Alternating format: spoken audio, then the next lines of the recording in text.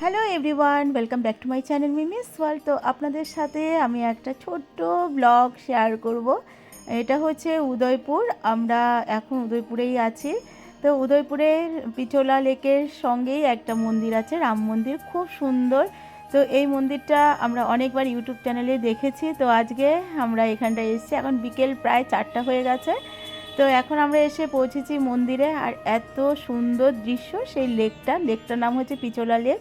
তো এই লেকের সঙ্গেই ঘাটের সাথেই মন্দির। এই মান্তু মন্দিরে ঢুকে গেছে, এখন আমি ঢুকবো। খুব সুন্দর মন্দিরটা, আর মনে হচ্ছে এটা অনেক পুরনোই মন্দির। তবে জানি না, এটা আমি কাউকে জিজ্ঞেস করিনি এটা কবের মন্দির বা কে বানিয়েছিল। নিশ্চয়ই রাজারাই হবে, এখানে সব তো যেখানেই যাচ্ছি রাজা রানীরই বানানো জিনিস। তো এখানে রাম মন্দির, রাম লক্ষ্মণ সীতা হনুমান সব রয়েছেন। আর মন্দিরটার ভিতরে ঢুকে একটা আলাদাই, বলতে পারছি না কীরকম ফিল হচ্ছে, খুব ভালো একটা ফিল হচ্ছে। আর এইদিকে রয়েছে আমাদের ছোট্ট নাড়ুগোপাল ঠাকুর এখানটায় আছে। আর যেটা রয়েছে এখানে রামলিখা একটা পাথর। এই পাথরটা আমি রামেশ্বরমেও এরকম পাথর অনেক দেখেছিলাম, রামলিখা, এটা জলে ভাসে।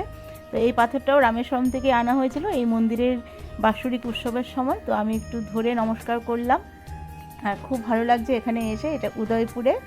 তো আজকের বিকেলটা আমাদের এইভাবেই কাটছে, খুব সুন্দর সানসেট হচ্ছে, এখান থেকেই দেখা যাচ্ছে। তারপর আমরা যাব পাশে আরেকটা শিব মন্দির আছে, সেই শিব মন্দিরে। তো চলুন আমাদের সাথে সেই শিব মন্দিরে। তো এই ভিউটা অল্প দেখিয়ে দিচ্ছি, এটা হচ্ছে মন্দিরের ভিতরটা। আর ওই গেটটা দিয়ে আমরা ঢুকেছিলাম, এখানে জুতো রাখার ব্যবস্থা আছে। তো এই এসে গেছি আমরা শিব টেম্পল। তো এই টেম্পলটা, এটাও একটা ঘাট।